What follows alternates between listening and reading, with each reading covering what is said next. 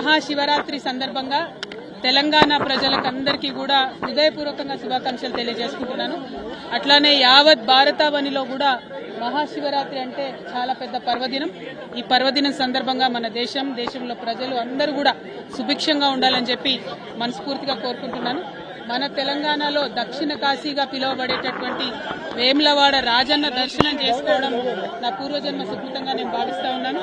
అది కూడా శివరాత్రి రోజు పొద్దున్నే అయ్యవారి దర్శనం, అట్లానే అమ్మవారి దర్శనం, లక్ష్మీ గణపతి దర్శనం చాలా అద్భుతంగా సాగింది. మరి మనకు వేములవాడ రాజన్న అంటేనే కోడెమొక్కల రాజన్న, మన తెలంగాణ ప్రజలకు కోరుకున్నది ఇచ్చేటటువంటి కొంగు బంగారం లాంటోడు మన రాజన్నను అంతకుముందు ఆంధ్ర పాలకులు బద్నాం చేసిన విషయం మీకు తెలిసిందే. వేములవాడకు వస్తే వాళ్ళు ఎలక్షన్ గెలవరని చెప్పి అపవాదు పెట్టి వేములవాడ క్షేత్రాన్ని, దేవుళ్లను కూడా బద్నాం చేసిన పరిస్థితి ఉండే ఒకప్పుడు. కానీ గత 10 సంవత్సరాలుగా కేసీఆర్ గారి పరిపాలనలో సిరిసిల్ల జిల్లాను ప్రత్యేకంగా క్రియేట్ చేసి మరి ఏర్పాటు చేసినటువంటి సిరిసిల్ల జిల్లాలో గర్వంగా సగర్వంగా మన రాజన్న పేరు పెట్టుకొని రాజన్న సిరిసిల్ల జిల్లా అని చెప్పి మనం ఏర్పాటు చేసుకోవడం జరిగింది. ఆ తర్వాత కూడా ఎట్లా అయితే ఇది ఒకప్పుడు రాజరాజ నరేంద్రుడి సమయంలో అద్భుతంగా వైభవోపేతంగా ఈ ఆలయం ఉండెను, అట్లానే 30 ఎకరాల భూమిని కూడా మరి చెరువు కోసం కొని ప్రభుత్వం నుంచి తీసుకొని, అట్లానే బద్దిపోచమ్మ కూడా నిత్యం అనునిత్యం బోనం ఎక్కుతుంది వేములవాడలో.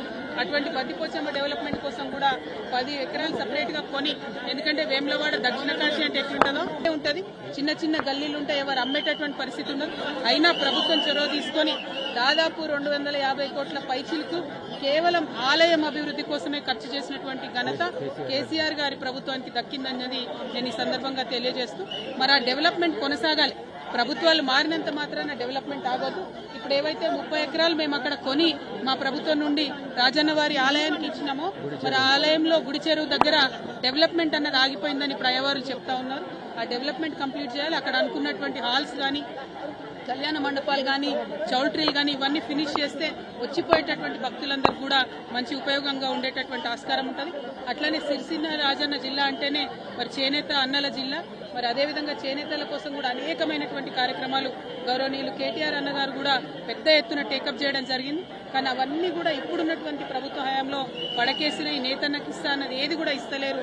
మళ్లీ సిరిసిల్లను గురిసిల్లగా మార్చేటటువంటి ప్రయత్నం జరుగుతూ ఉంది. వీటిని విరమించుకొని ప్రభుత్వం ఎటువంటి భేదభావాలు లేకుండా అన్ని నియోజకవర్గాలు మన నియోజకవర్గాలే అని డెవలప్మెంట్ చేయాలి. మరి మా కార్యకర్తలను కూడా సిరిసిల్ల రాజన్న జిల్లాలో బాగా హరాస్మెంట్ చేయడం, కేసులు పెట్టడం, చిన్న వాళ్ళు టీ కొట్టు పెట్టుకున్నటువంటి వాళ్ళని కూడా మరి రామన్న ఫోటో ఉంటే తీసి పక్కనేయడం జరుగుతున్నది. ఇంత భేదభావం అవసరం లేదు. ఇవాళ పండగ పూట రాజకీయం మాట్లాడద్దు అనుకున్నా, కానీ మనకు తెలంగాణ ఉద్యమ సందర్భమైనా కూడా ఎప్పుడైనా కూడా గుడైనా బడైనా చెప్పేది గంటపతంగా చెప్పేటటువంటి నిజాయితీ ఉన్న వాళ్ళం కాబట్టి ఈ అంశాలు కూడా చెప్పాల్సి వస్తుంది. మరొకసారి ప్రభుత్వాన్ని రిక్వెస్ట్ చేస్తున్నాం, ఏదైతే డెవలప్మెంట్ వేములవాడలో సాగిందో అది కొనసాగించాలని కోరుతా ఉన్నాం. Please subscribe to the channel and download the Politicos app from the links in the description.